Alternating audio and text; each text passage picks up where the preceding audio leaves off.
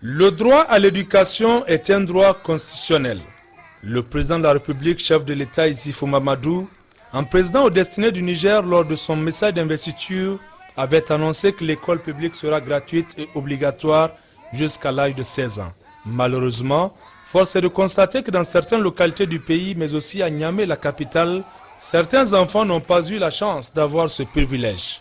Au nombre des enfants nigériens issus des familles les plus démunies, confrontés à des difficultés sociales et incapables de s'offrir des fois les 3 repas quotidiens.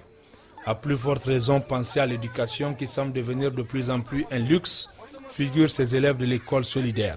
L'école solidaire a vu le jour grâce à la détermination de cet agent social au développement des démunis à l'éducation de base formelle et informelle, du nom de Rubens Mboko, d'origine congolaise. Accueillant plus d'une centaine d'élèves, les écoles solidaires tiennent encore debout grâce à certaines bonnes volontés, mais surtout aux efforts inestimables de Rubens Mboko, qui à travers ses maigres revenus s'impose et affronte les défis.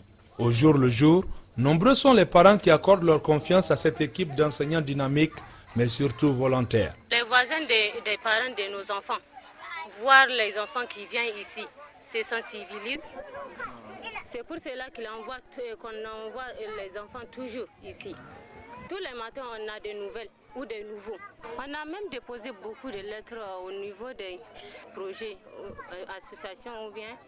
On a beaucoup déposé des lettres.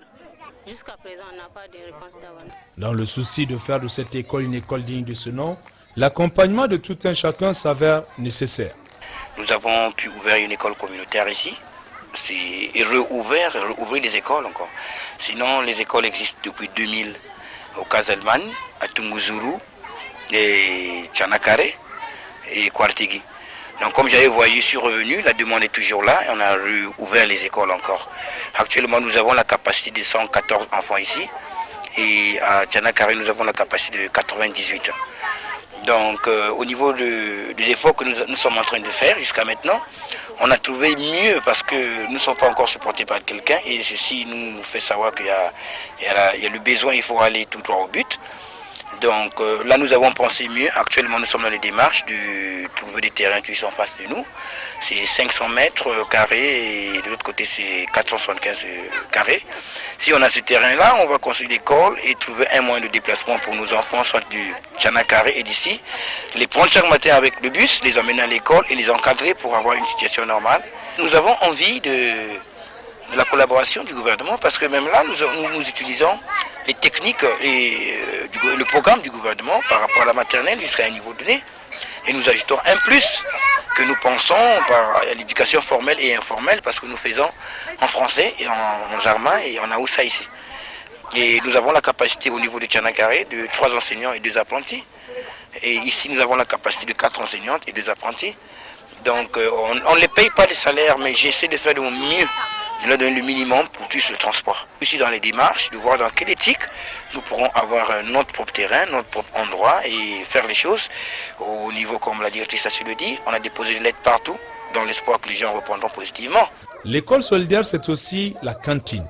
Nous mangeons ici, donc comme vous allez voir tout à l'heure, à partir de 11, il y a des autres qui préparent maintenant, actuellement.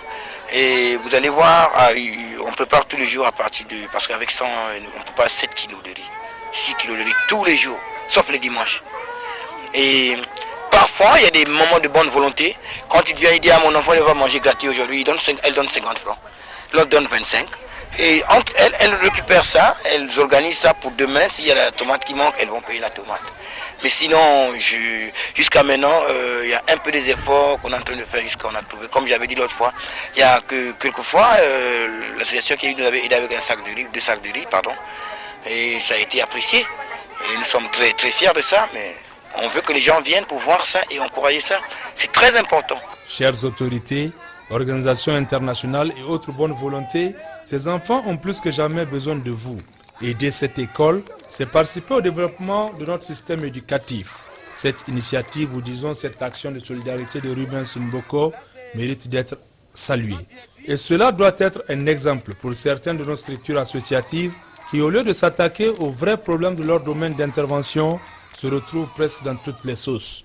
Si j'étais un poisson, si j'étais un poisson, si j'étais un poisson.